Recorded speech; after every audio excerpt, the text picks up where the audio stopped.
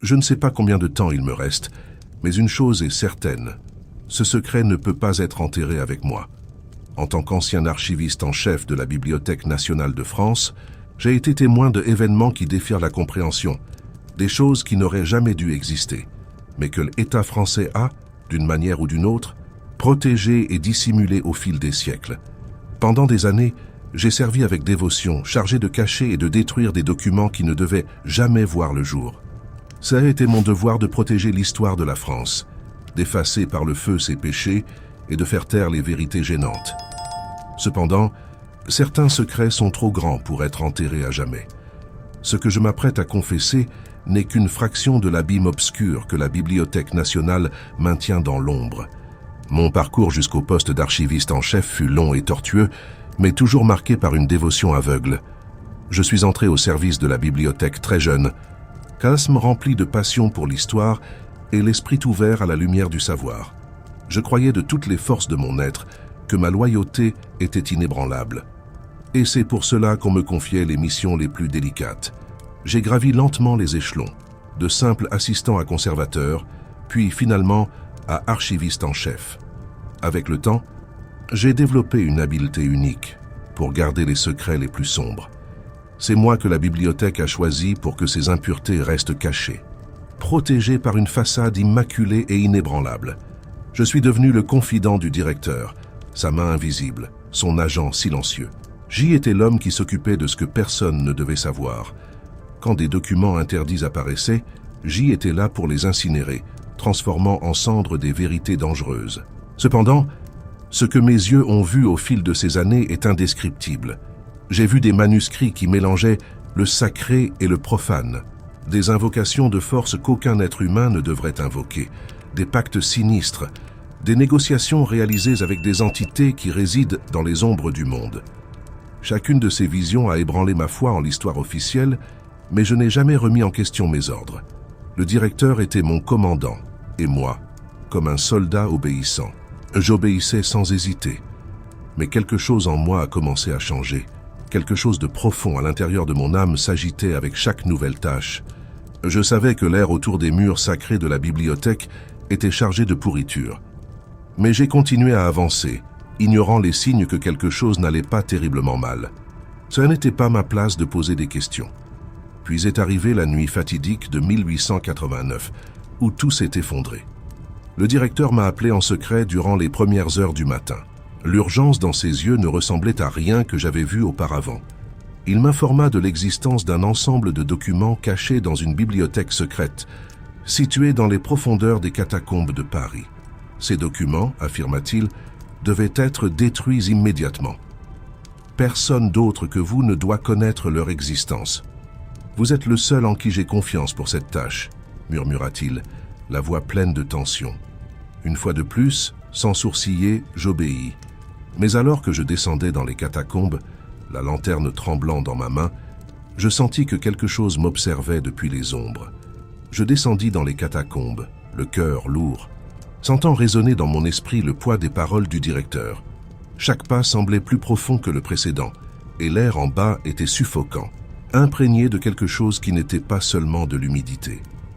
Il y avait une lourdeur tangible dans l'air, comme si les murs suintaient les péchés même de l'histoire, gardés secrets pendant des siècles. Le silence était presque absolu, hormis l'écho lointain de mes propres pas qui résonnait comme un avertissement. Quand j'arrivais à l'ancienne porte rouillée par le temps, le sceau de la Bibliothèque nationale était brisé, un signe clair que seul moi devais la franchir. Je respirais profondément et hésitais un moment avant d'ouvrir la lourde porte en bois. En entrant, je me trouvais dans une pièce étroite, éclairée seulement par la faible lueur de la lanterne que je tenais dans mes mains. Ce que je vis là sur une froide table de pierre me paralysa. Un journal en cuir usé et un parchemin jauni par le temps, couvert par la poussière accumulée des siècles. Je savais que ces documents contenaient des secrets que personne ne devrait connaître, et ma tâche était claire, les détruire. Mais à ce moment-là, quelque chose changea en moi. Je n'étais plus le même serviteur aveugle et obéissant qu'auparavant. Pour la première fois, une curiosité que je ne pouvais ignorer m'envahit. Au lieu de les brûler, je décidai de lire ce qu'ils contenaient, rompant l'ordre direct du directeur. Le premier objet que je pris dans mes mains fut le journal. Ces pages, fragiles à cause du passage du temps, conservaient encore une écriture claire, avec une calligraphie ferme et obsessionnelle. En lisant, je me rendis compte que ce journal N n'était pas un simple registre. Ça a été le sombre témoignage d'un homme dont l'âme avait été dévorée par la soif de pouvoir.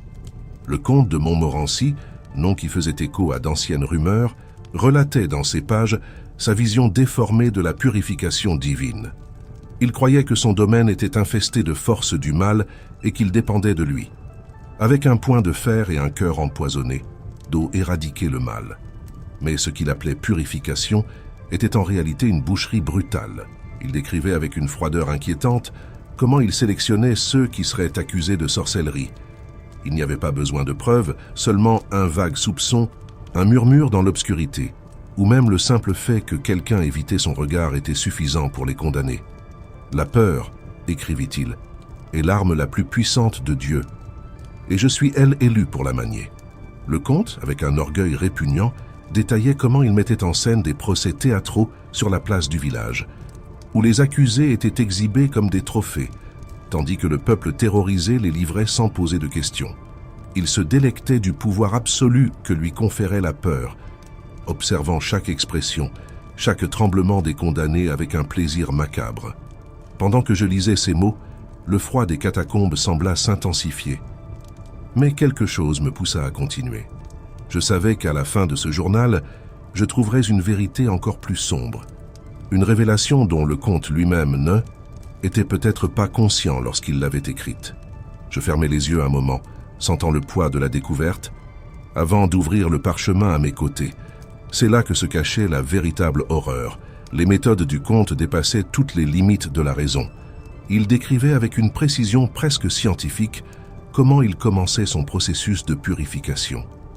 Les mains de l'accusé étaient les premières à sentir la chaleur brûlante du feu, là où le comte croyait purifier leurs péchés de façon méthodique, doigt par doigt, brûlant lentement. La douleur insupportable qu'il infligeait ne l'inquiétait pas. Au contraire, selon ses mots, C était le prélude du salut. Après la torture initiale, il les jetait au feu, alléguant que les flammes consumeraient le mal qui était en eux. Chaque cri d'agonie, pour lui, n'était pas celui d'un être humain, mais celui du démon étant expulsé de force des corps. Avec chaque nouvelle page que je lisais, C était comme descendre un pas de plus vers l'abîme de la folie et de la cruauté. Le comte semblait avoir trouvé une justification diabolique pour son sadisme effréné, et les méthodes qu'il utilisait devenaient de plus en plus terribles. Dans un passage particulièrement troublant, il détaillait comment il utilisait un fer chauffé à blanc pour frapper les hérétiques sur la poitrine, une pratique qu'il appelait le coup final de la rédemption. Il décrivait les cris déchirants des condamnés non comme des expressions de douleur humaine, mais comme les derniers râles du mal arraché à leurs âmes. Les cris, écrivit-il, n'appartiennent plus à l'homme, mais au démon qui quitte son corps, désespéré. Mais l'horreur ne s'arrêtait pas là. Le comte ressentait un plaisir sadique à mener des exécutions publiques, toujours accompagné d'un fervent sermon sur le pouvoir de Dieu. Le comte ordonna que les corps décapités soient suspendus aux entrées du village pour que tous les voient et les craignent. Les têtes étaient clouées sur des pieux le long du chemin, où les corbeaux et autres créatures venaient se régaler. Que la pourriture des corps soit un rappel, dit-il, que la justice de Dieu ne peut être remise en question. Quand je pensais avoir lu suffisamment, je tournai la page et trouvai le nom de Marguerite de la Fosse. Il y avait une fureur visible dans la façon dont le comte se référait à elle, comme si cette femme représentait une menace directe à son autorité divine. Marguerite n'était pas une villageoise ordinaire. Elle vivait isolée à la lisière de la forêt, loin des regards des autres. Elle avait la réputation dans le village pour sa connaissance des herbes et pour pratiquer d'anciennes croyances païennes. Les rumeurs l'entouraient, et beaucoup disaient qu'elle était capable de parler des langues étranges et de réaliser des rituels sous la lumière de la lune, attirant ce qu'ils appelaient des forces inconnues. Ce n'était qu'une question de temps, avant que la peur et la superstition du village ne se tournent vers Marguerite, une femme qui vivait seule, loin, avec des pratiques incompréhensibles pour eux, devint rapidement la cible parfaite. Les villageois la dénoncèrent au comte, remplis de terreur et d'ignorance, disant qu'elle était une extension du diable lui-même. Le rapport du comte fut clair. On lui amena Marguerite enchaînée, battue presque à mort.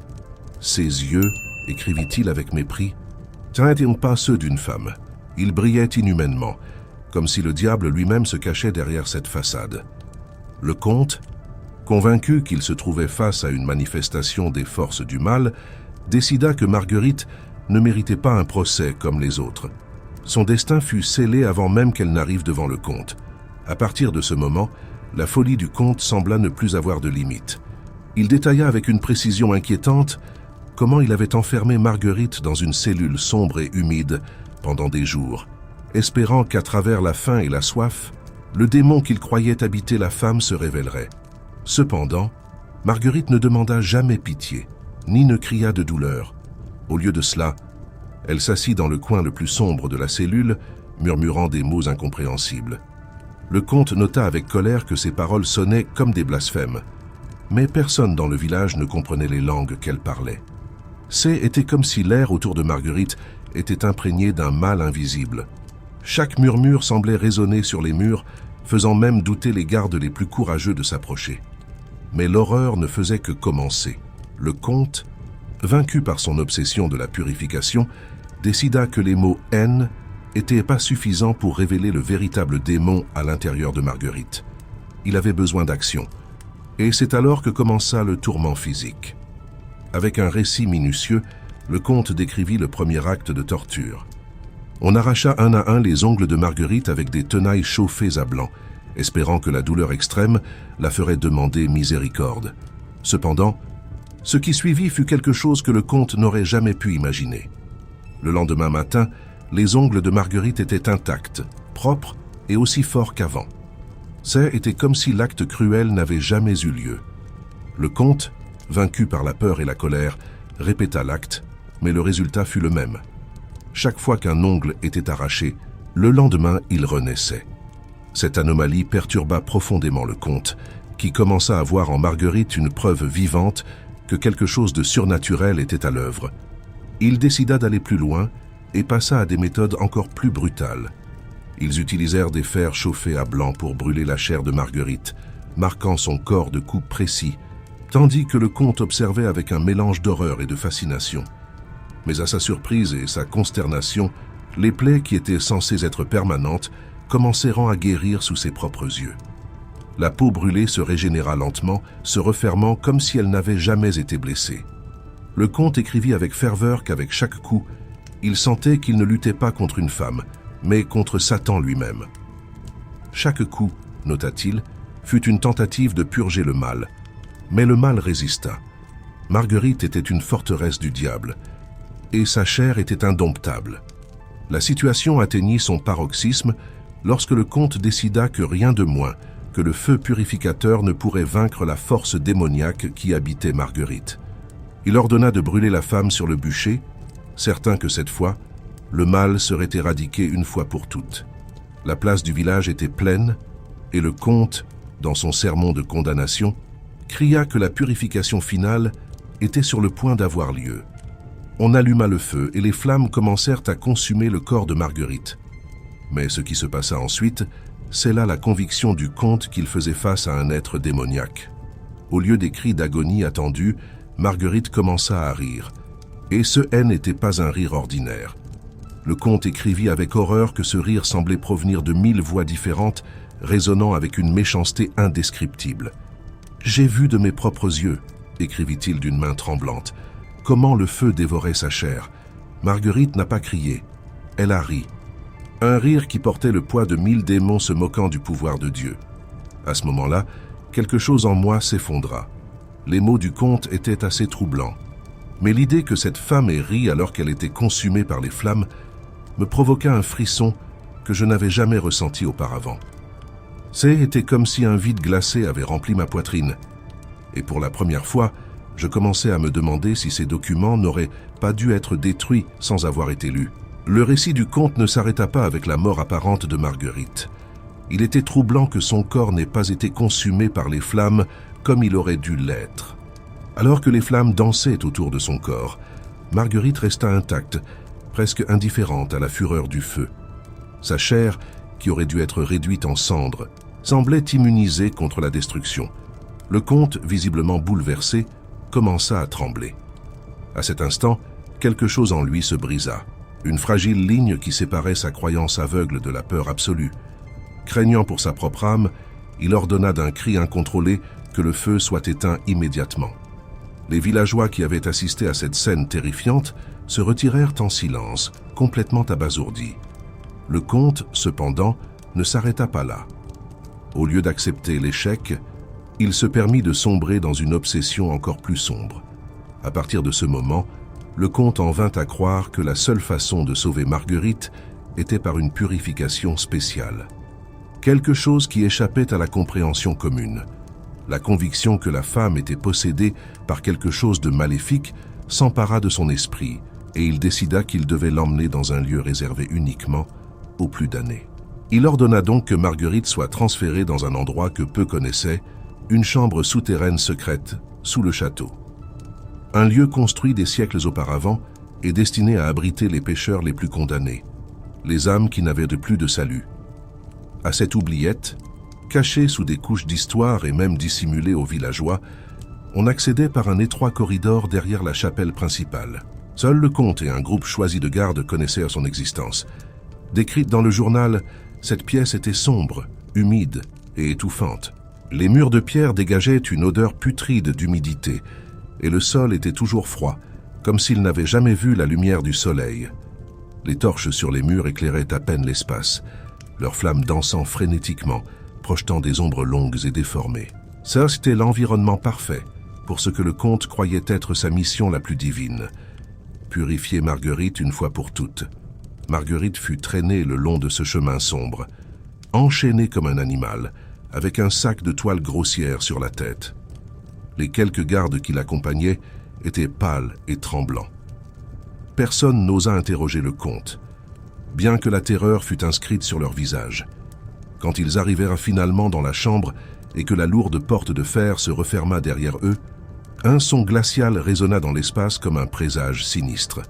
Puis, dans le silence le plus profond, éclata le rire de Marguerite. Guttural et déformé, il résonnait sur les murs de pierre.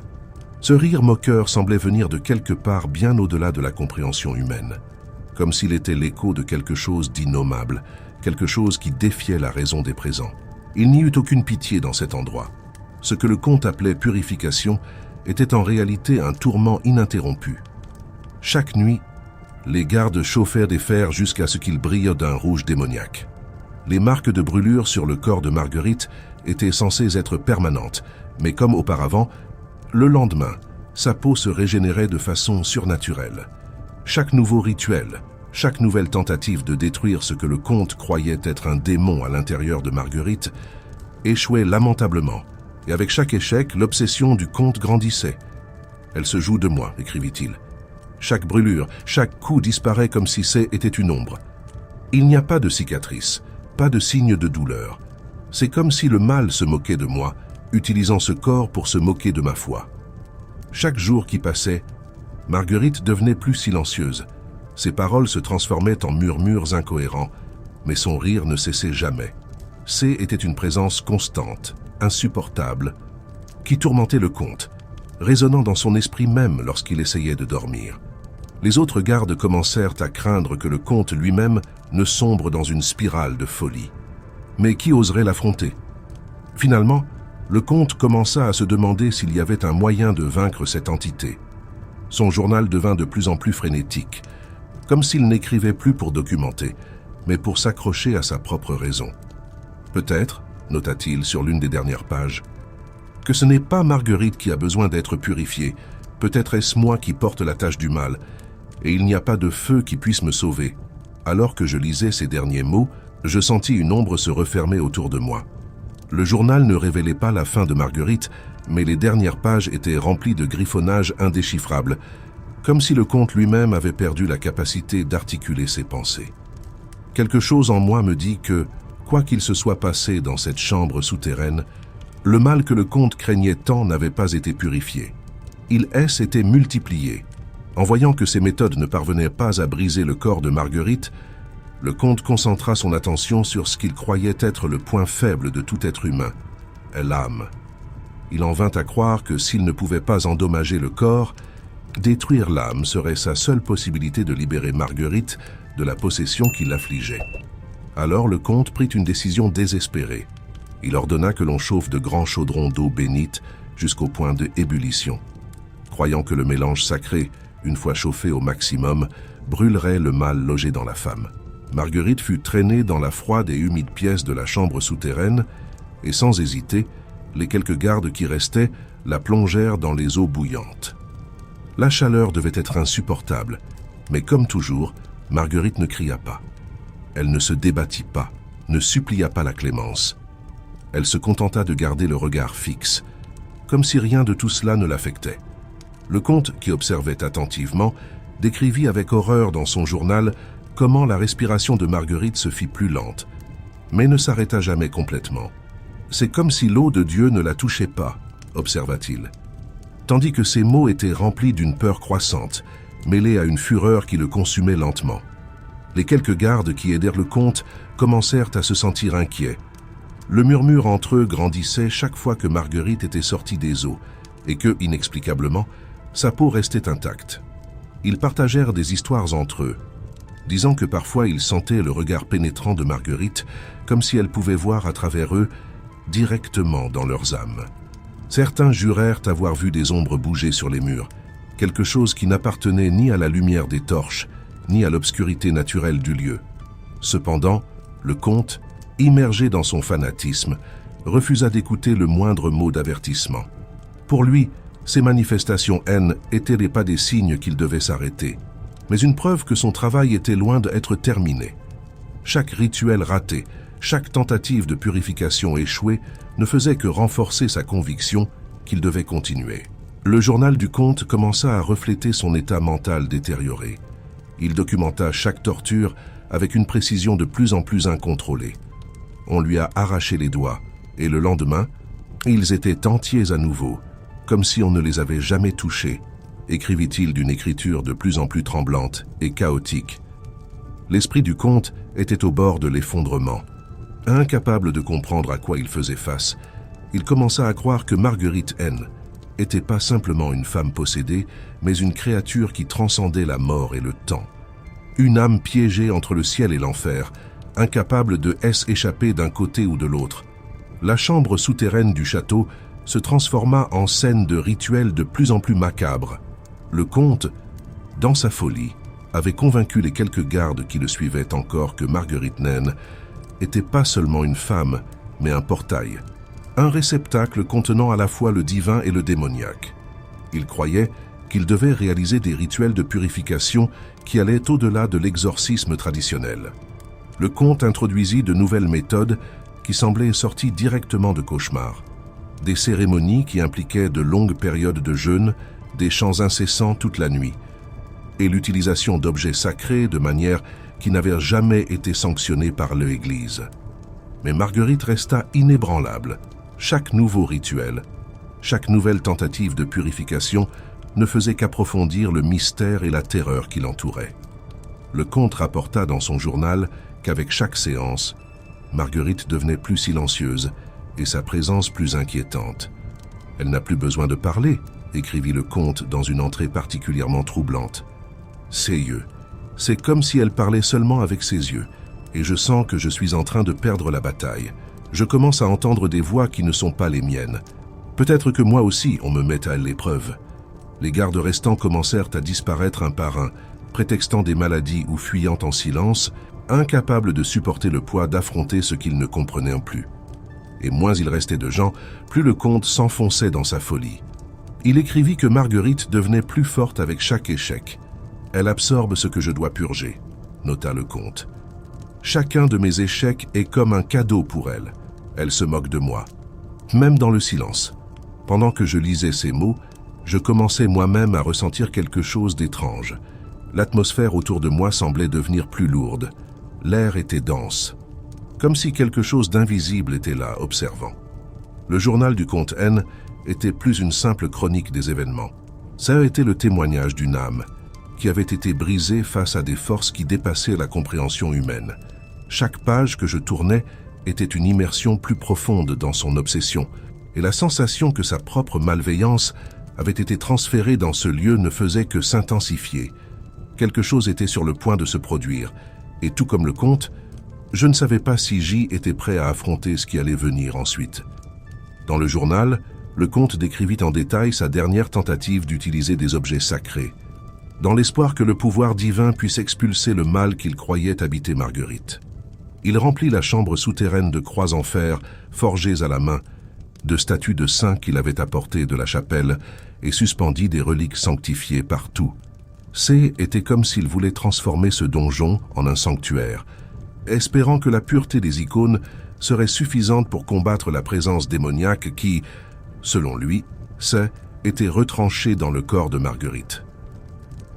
Autour de la prisonnière, le comte alluma des bougies bénites dont les flammes jetaient une lueur inquiétante et jaunâtre sur les murs de pierre. La cire de ces bougies, en coulant sur la peau de Marguerite, aurait dû causer une douleur extrême, mais la femme ne montra aucune réaction. Marguerite se contenta de regarder, ses yeux vides et insondables suivant le comte, alors qu'il se déplaçait dans la chambre, préparant les rituels. Le comte écrivit qu'il ressentait un frisson chaque fois que ses yeux le suivaient. « C'est comme si elle voyait au-delà de moi », écrivit-il dans un passage inquiétant. « Comme si elle voyait quelque chose que je suis moi-même incapable de comprendre. » Malgré toute la préparation, les rituels ne donnèrent pas les résultats escomptés. La cire fondue coula sur le corps de Marguerite, mais elle ne cria pas, ne demanda pas grâce. Elle resta simplement silencieuse, résistant, ses blessures guérissant rapidement sans laisser de marques. Le comte, maintenant complètement vaincu par le désespoir et au bord de la folie, se rendit compte que le temps écoulait. Il croyait que la bataille spirituelle touchait à sa fin et que s'il ne prenait pas des mesures plus drastiques, il serait vaincu. Chaque fois qu'il descendait dans la chambre souterraine, il sentait le poids d'une obscurité croissante, une présence étouffante qui semblait remplir l'air, le rendant lourd et difficile à respirer. Le sol de pierre semblait trembler sous ses pieds, comme si le lieu lui-même se rebellait contre ce qui était sur le point de se produire. Par une nuit de pleine lune, alors que le vent hurlait à l'extérieur du château et que les ombres à l'intérieur des murs semblaient plus longues et menaçantes, le comte décida qu'il devait intensifier ses efforts. Ce fut une nuit comme aucune autre. L'air était dense, chargé d'une énergie qu'il ne pouvait expliquer. Alors qu'il descendait les escaliers menant à la chambre, le comte sentit un frisson parcourir son dos. Le silence était si absolu qu'il semblait assourdissant, et les torches sur les murs, qui d'habitude vacillaient avec la brise, étaient maintenant plus faibles, projetant des lumières instables qui jetaient des ombres déformées sur les pierres anciennes. Quand le comte entra finalement dans la chambre, il sut que quelque chose n'allait pas. Marguerite était enchaînée comme toujours, mais il y avait une différence inquiétante. Son corps tremblait, presque imperceptiblement au début, mais bientôt il commença à vibrer intensément. Sa respiration était lourde et irrégulière, comme si quelque chose d'invisible l'étouffait. Mais ce qui fit vraiment reculer le comte en état de choc, ce furent les yeux de Marguerite. Auparavant, ils semblaient toujours vides, comme si l'âme de Marguerite était déjà perdue. Maintenant, cependant, il y avait une lueur en eux, une lumière féroce et animale, quelque chose que le comte n'avait jamais vu auparavant. Soudain, sans avertissement, le corps de Marguerite commença à trembler violemment. Les sons d'os se brisant résonnèrent dans la chambre, rebondissant sur les murs de pierre comme un tonnerre étouffé. Marguerite cria, non de douleur, mais comme si quelque chose essayait de s'échapper de son intérieur. Les chaînes qui la liaient se balançaient d'un côté à l'autre, menaçant de céder à tout moment. Le comte, terrifié, tenta de reculer, mais ne put détourner le regard. Quelque chose d'horrible se produisait devant lui, quelque chose qu'il n'avait prédit dans aucun de ses rituels. Le corps de Marguerite se tordait de manières impossibles, ses articulations bougeant alors qu'elle arquait la tête en arrière, révélant un sourire terrifiant qui ne semblait pas humain. C'est alors que le comte ressentit pour la première fois une véritable terreur. Ce n'était pas seulement le corps de Marguerite qui changeait, l'air même autour d'elle semblait vibrer d'une énergie maléfique. Les ombres sur les murs commencèrent à bouger d'elles-mêmes, étendant comme des griffes, comme si elles étaient des entités vivantes essayant d'atteindre le comte. Il tenta de crier, mais sa voix resta coincée dans sa gorge. l'horreur s'empara de lui. Quoi que ce fût à l'intérieur de Marguerite, ce n'était pas simplement une possession. C était quelque chose de plus grand, quelque chose de beaucoup plus ancien et profond, quelque chose que le comte n'aurait jamais pu imaginer. Et puis les rires revinrent. Ce rire guttural qui n'appartenait à aucun être de ce monde résonna à travers la chambre comme un tonnerre, réverbérant sur chaque mur, dans chaque coin. Tandis que Marguerite continuait à se tordre, le comte, paralysé par la peur, comprit enfin ce qu'il avait essayé de purifier pendant si longtemps. Cela ne pouvait pas être détruit. C était quelque chose de bien pire. C'est la dernière entrée que J écrit dans mon journal, écrivit le comte d'une main tremblante. Quelque chose qui n'appartient pas à ce monde. À ce moment-là, la chambre sembla se refermer sur lui. Les murs se resserrèrent et les ombres engloutirent tout autour de lui. Marguerite, maintenant une figure difforme et effrayante, se leva, brisant ses chaînes avec une facilité qui défiait toute logique. Et le comte sut à cet instant que sa bataille était perdue. Les membres de Marguerite commencèrent à se déformer de manière contre nature, s'étirant jusqu'à leurs limites. Sa peau, auparavant pâle et impénétrable, semblait maintenant se déchirer avec le craquement des muscles qui explosaient, remplissant l'air du son grotesque de la chair déchirée. En quelques secondes, elle s'était transformée en une créature grotesque, une abomination entre la femme et la bête, avec une fourrure sombre qui se dressait en touffe sur sa peau tendue, tandis que des crocs acérés et des yeux féroces brillaient d'une lumière sauvage, presque animale. Le comte, stupéfait devant ce spectacle, sentit son sang se glacer dans ses veines. « Je vois maintenant le vrai visage du mal », écrivit-il dans son journal d'une main tremblante. « Ce n'est pas une simple femme possédée, c'est une créature envoyée des profondeurs de l'enfer, un serviteur direct de Lucifer. » Les chaînes qui attachaient Marguerite au mur commencèrent à craquer sous la pression des nouveaux muscles qui se formaient dans son corps monstrueux. Le fer béni résistait encore, mais le comte savait au plus profond de son âme que cela ne durerait pas longtemps. Le pouvoir de cette créature semblait croître à chaque seconde. Désespéré et en proie à un mélange de terreur et de ferveur religieuse, le comte appela les gardes qui attendaient à l'extérieur de la chambre. « Vite, apportez plus de reliques. Plus d'eau bénite. Nous devons contenir le mal qui s'est libéré. » Sa voix résonna dans toute la salle, mais malgré les efforts du comte pour maintenir son autorité, la panique devint évidente. Ce qu'ils affrontaient n'était pas seulement une force spirituelle. C'était une manifestation physique de l'enfer, quelque chose de bien au-delà de tout exorcisme. Les gardes, terrifiés mais toujours obéissants aux ordres du comte, se précipitèrent dans la chambre, portant des jarres d'eau bénite et des objets sacrés. L'air autour de la bête était dense, presque palpable, comme si l'obscurité elle-même s'était matérialisée. Ils commencèrent à verser l'eau bénite sur Marguerite, et au contact du liquide sacré, sa peau monstrueuse réagit violemment. L'eau bouillonna et s'évapora instantanément, émettant un sifflement comme si l'enfer lui-même se tordait. La fumée âcre qui s'élevait remplit la chambre, et l'odeur de chair brûlée emplit la pièce, rendant l'air presque irrespirable. La créature, maintenant un hybride de cauchemar et de réalité, se tordit et rugit avec une force qui secoua les murs de pierre de la chambre.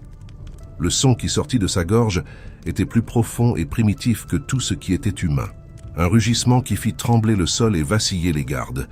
Le comte, emporté par la terreur, continua à crier des ordres, essayant de garder le contrôle. « Dieu est plus fort que l'enfer !» aboya-t-il, la voix rauque de désespoir. « Apportez les reliques! Nous ne pouvons pas laisser cette créature S échapper !» Mais au milieu de ce chaos, l'inévitable se produisit. L'un des jeunes gardes, tremblant de peur, hésita un bref instant alors qu'il s'approchait de la bête avec une croix de fer dans les mains. Marguerite, dans sa nouvelle forme bestiale, s'en aperçut. Ses yeux brillèrent d'une intelligence maléfique et, dans un mouvement brutal et rapide, elle brisa l'une des chaînes qui la retenaient, la faisant se rompre avec un bruit assourdissant. D'un bond de prédateur, elle saisit le garde par le cou avec une force que personne n'aurait pu prédire. Le jeune garde laissa échapper un cri de pure terreur, mais il fut rapidement réduit au silence, lorsque Marguerite, avec une brutalité incommensurable, plongea ses crocs acérés dans le crâne du jeune homme.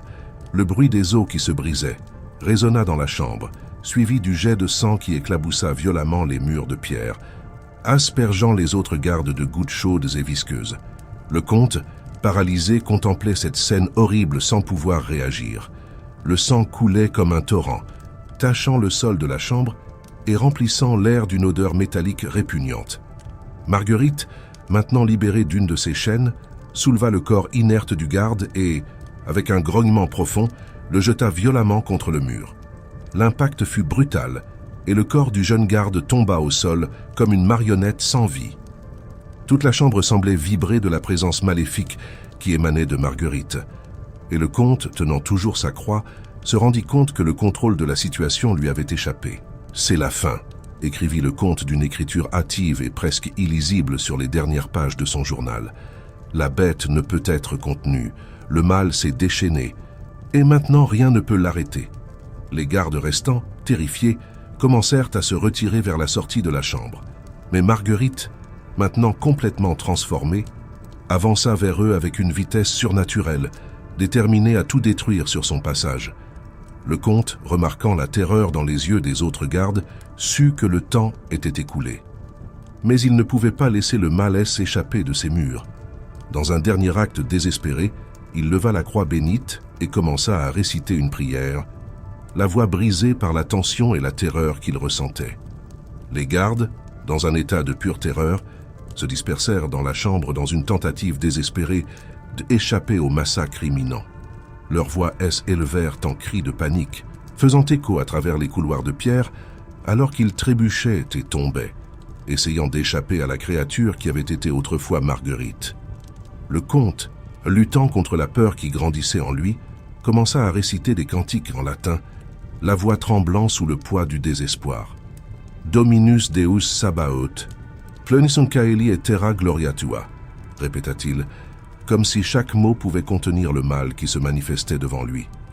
À chaque répétition, sa voix semblait s'enfoncer plus profondément dans le chaos qui l'entourait. Les cris des gardes, étant déchiquetés par les griffes de la créature, se mêlèrent aux cantiques, créant une symphonie d'horreur. Marguerite, se libérant des chaînes une à une avec une force énorme, se jeta sur les survivants. Ses griffes acérées coupèrent la chair comme si c'était du papier. Les corps des gardes tombèrent au sol comme des poupées de chiffon, se tordant de douleur. Le sang coulait en flaques sur le sol de la chambre, faisant de la scène un véritable cauchemar. Le comte, le cœur battant comme s'il allait éclater, savait que la créature ne pouvait être arrêtée. Il avait vu suffisamment pour savoir que si Marguerite S. échappait, tout le domaine serait condamné. Il n'y avait pas de choix. Désespéré et vaincu par une impulsion de survie, il courut vers la porte de fer de la chambre. « Que Dieu me pardonne », murmura-t-il pour lui-même, alors que, dans un bruit métallique, il fermait la porte, isolant la créature du monde extérieur. À l'intérieur, les cris des gardes cessèrent rapidement, remplacés par les rugissements de la créature qui frappait violemment contre la porte. Les murs tremblèrent à chaque impact, mais le comte n'osa pas reculer. Il s'agenouilla là, à l'extérieur de la chambre, les lèvres murmurant encore des prières, tandis que la sueur coulait sur son visage. Le temps semblait passer lentement, et il ne savait pas si des minutes ou des heures s'étaient écoulées. Les coups contre la porte diminuèrent progressivement jusqu'à ce qu'un silence absolu remplisse l'espace. Cependant, la peur en lui ne diminua pas. Il savait que ce n'était pas la fin. Quand le premier rayon de soleil du matin traversa les fenêtres du château, le comte, les jambes tremblantes, se leva lentement. Il s'approcha à nouveau de la chambre. Il sentait ses pieds lourds comme du plomb et son cœur battait si fort qu'il pouvait à peine entendre ses propres pensées. Le silence qui régnait maintenant était plus terrifiant que les rugissements et les cris. Il respira profondément, les mains encore tremblantes, et recueillit les lourdes clés qui pendaient à sa ceinture.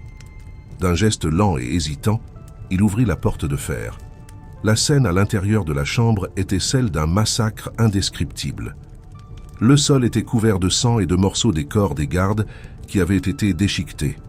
L'odeur de mort et de sang imprégnait l'air, rendant la respiration difficile. Cependant, au centre de toute cette horreur se tenait Marguerite. Elle n'était plus la bête monstrueuse que le comte avait vue.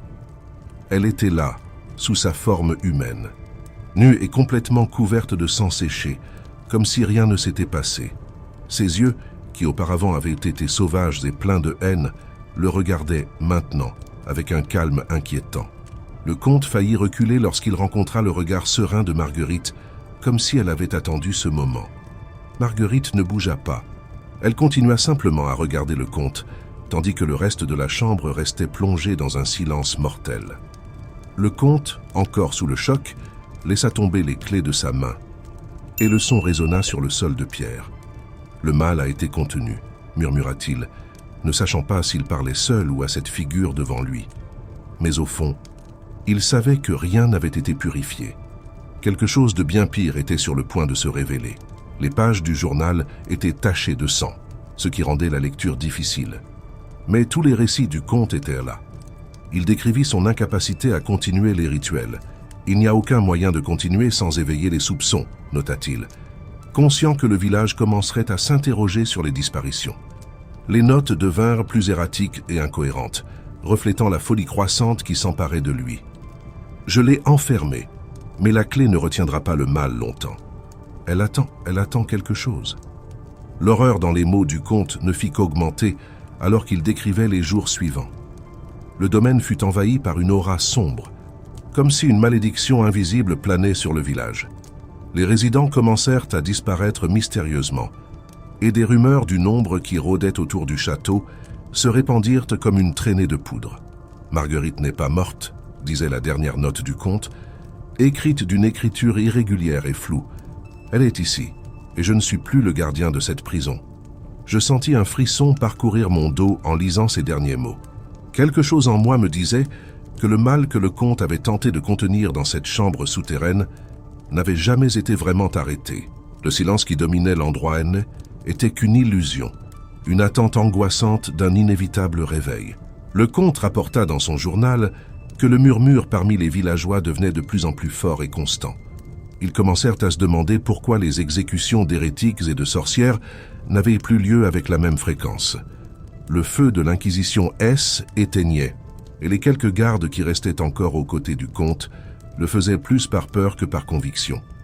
La foi qui avait autrefois soutenu son autorité S évanouissait. « Je dois transférer cette abomination au Louvre », écrivit-il, essayant désespérément de trouver une solution au chaos croissant. « Les murs de Paris sont plus épais. Les âmes des hommes là-bas sont plus fortes. Là-bas, elle ne pourra pas échapper à la lumière de Dieu. » Mais la vérité est que même le comte commençait à douter que la force divine serait suffisante pour contenir ce qu'il avait réveillé en Marguerite. Au fur et à mesure que j'avançais dans la lecture, le ton du journal devint plus sombre et désespéré. Le comte détailla méticuleusement les préparatifs pour le transfert de Marguerite à Paris. Une cage de fer fut construite à la hâte, bénie et renforcée de lourdes chaînes portant des inscriptions sacrées. Ce serait la prison mobile de la créature.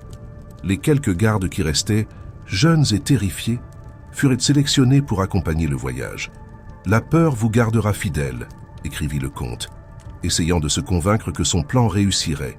Le voyage, cependant, fut décrit comme une traversée infernale qui dura 5 jours interminables.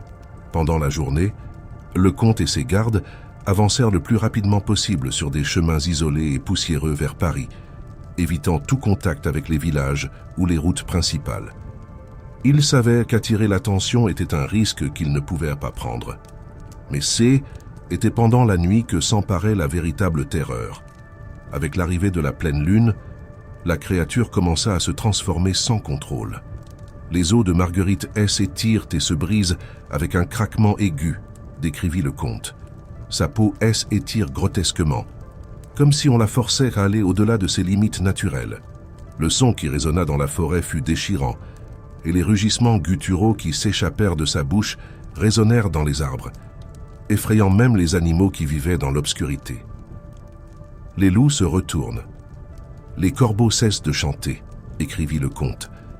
Toute la nature semble savoir que quelque chose de bien pire que la mort marche avec nous. À ce moment-là, la peur des gardes atteignit un niveau insupportable. « Nous ne pouvons pas avancer la nuit », écrivit le comte sur une page tremblante de son journal. « Nous devons attendre l'aube comme les pêcheurs attendent le pardon. » Et ainsi, chaque nuit, il se cachait, paralysé par la peur, attendant que le soleil se lève. Avec les premiers rayons de lumière, Marguerite revenait à sa forme humaine, mais l'inquiétude dans les yeux de la créature ne disparut jamais. Même en tant qu'humaine, « Je vois la bête encore éveillée », nota le comte, dont la peur grandissait à chaque nouvelle transformation.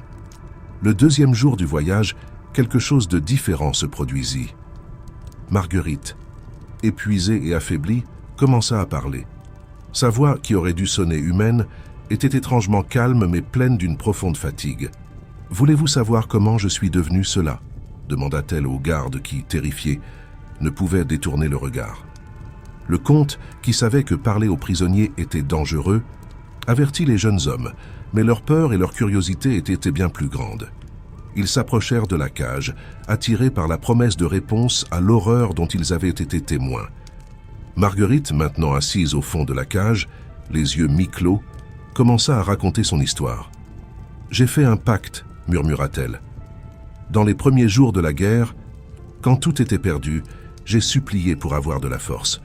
Je voulais du pouvoir, je voulais de la protection. » Les mots sortirent lentement, comme si chaque phrase portait le poids d'années de souffrance. « Mais les démons mentent toujours, » fit-elle une pause et regarda directement dans les yeux d'un des jeunes gardes, dont la respiration s'accéléra.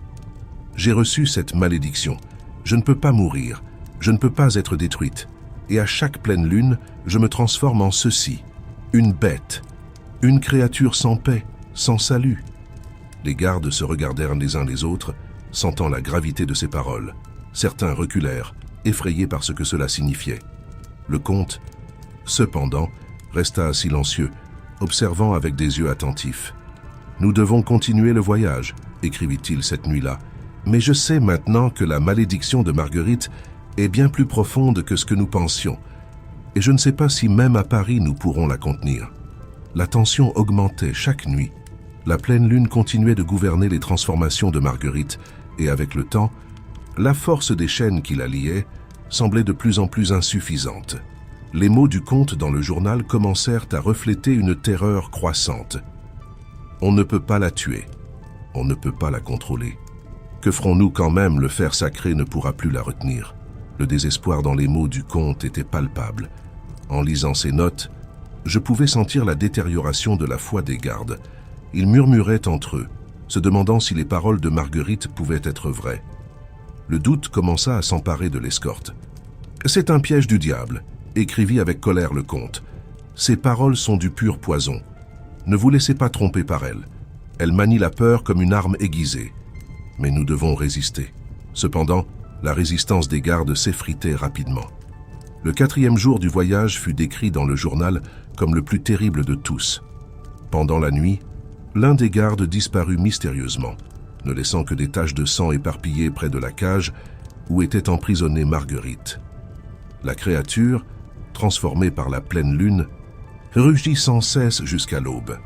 Ses cris résonnèrent parmi les arbres et créèrent une atmosphère de pure terreur.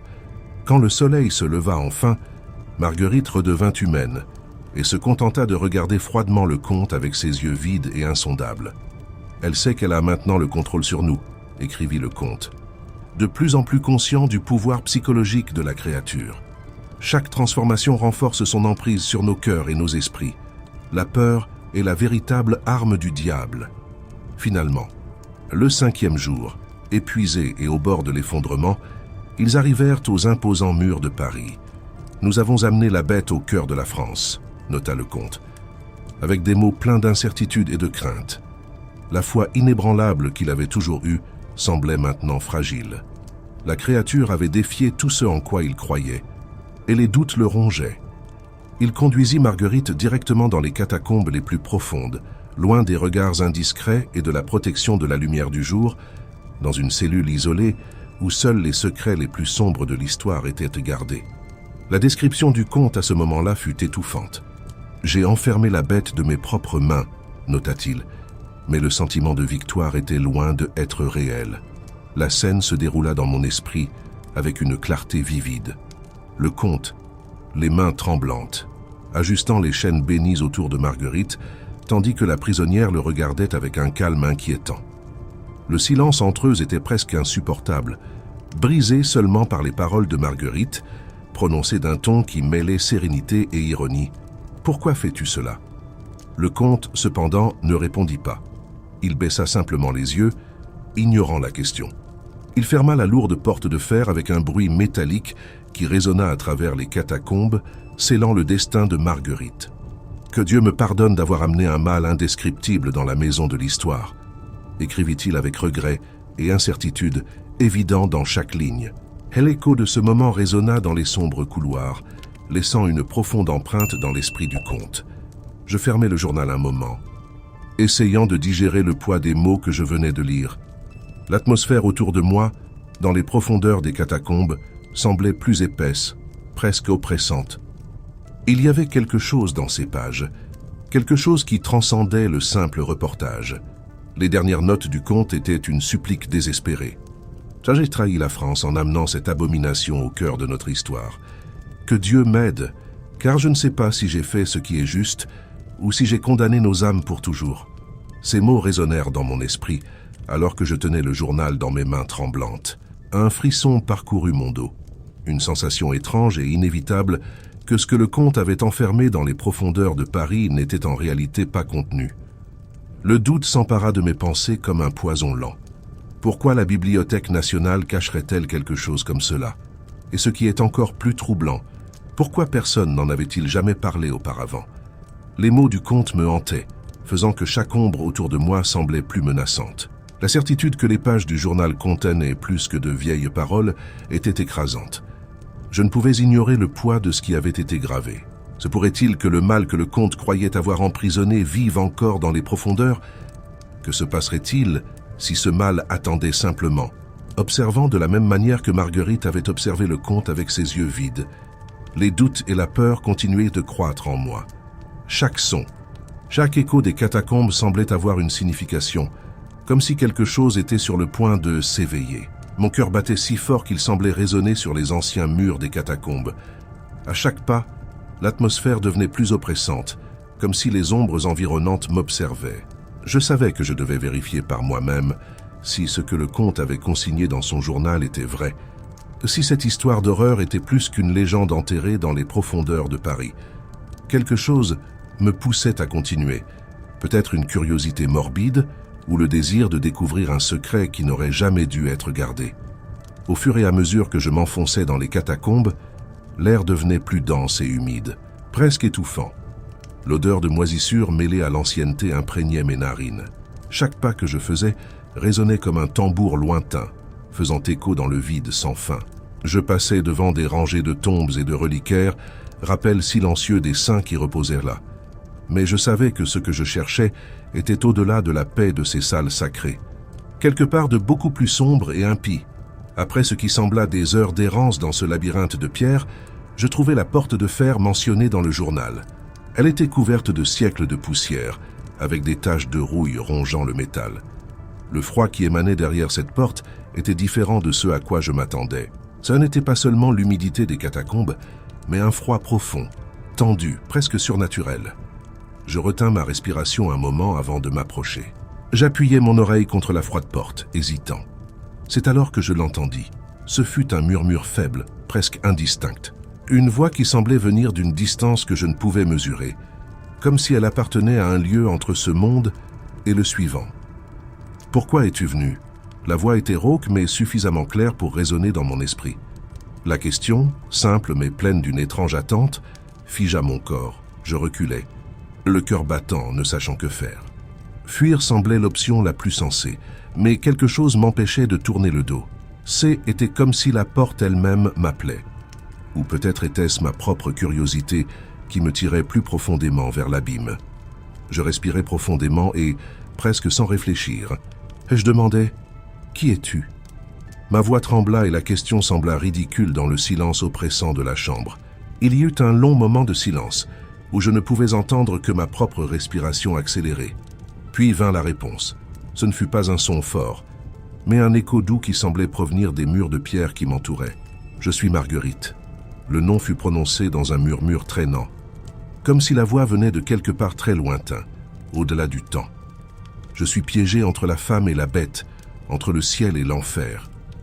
Ces mots me glacèrent sur place. Ils portaient un poids que je ne pouvais ignorer. Le journal parlait d'une femme maudite, quelqu'un qui avait fait un pacte avec un démon pour gagner du pouvoir pendant les premiers jours de la guerre. Mais la malédiction l'avait transformée en quelque chose d'immortel. un monstre piégé dans un cycle éternel de transformation, incapable de mourir ou de vivre en paix. Maintenant, je me trouvais face à ce que le conte avait emprisonné des siècles auparavant. « Tu es toujours vivante ?» La question surgit avant que je ne puisse l'arrêter. Mon esprit ne pouvait comprendre l'idée que quelqu'un vive dans une telle prison pendant si longtemps. Il n'y avait aucune logique qui puisse l'expliquer. Mais les mots du journal, les chaînes sur la porte et le froid surnaturel autour de moi me firent y croire que peut-être l'impossible était réel. « Vivante », Marguerite répéta le mot, sa voix pleine de lassitude. « Je ne sais pas ce que je suis.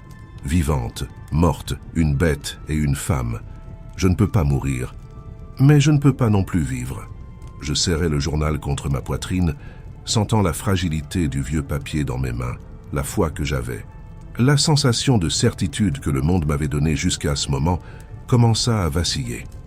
Les mots du conte résonnèrent dans mon esprit et tout ce que je savais, tout ce que je croyais, semblait être remis en question. Là était Marguerite, enfermée pendant des siècles, condamnée à une existence qu'aucun être humain ne devrait supporter. Mais en même temps, elle était dangereuse. La créature qui avait massacré les gardes et terrorisé le comte était toujours en elle, attendant, observant. « Veux-tu être libéré ?» demandai-je, sentant la peur grandir dans ma poitrine. C'était une question que je ne voulais pas poser, mais quelque chose en moi avait besoin de savoir. Le silence qui suivit fut terrifiant. Je pouvais sentir le poids de la réponse avant qu'elle ne soit prononcée. « Je le veux », dit-elle finalement, sa voix aussi douce que le vent murmurant dans les couloirs. « Mais ce que je libérerais ne serait plus une femme.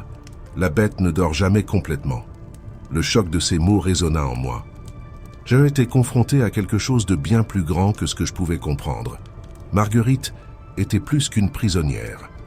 Elle était le reflet de l'horreur et de la damnation qu'entraînait le pacte avec le mal.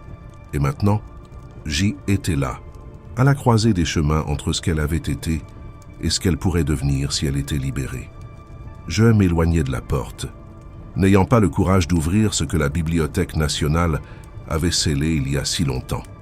Pendant des décennies, j'avais été le gardien des secrets les plus sombres de la bibliothèque, obéissant aveuglément à chaque ordre, sans jamais les remettre en question.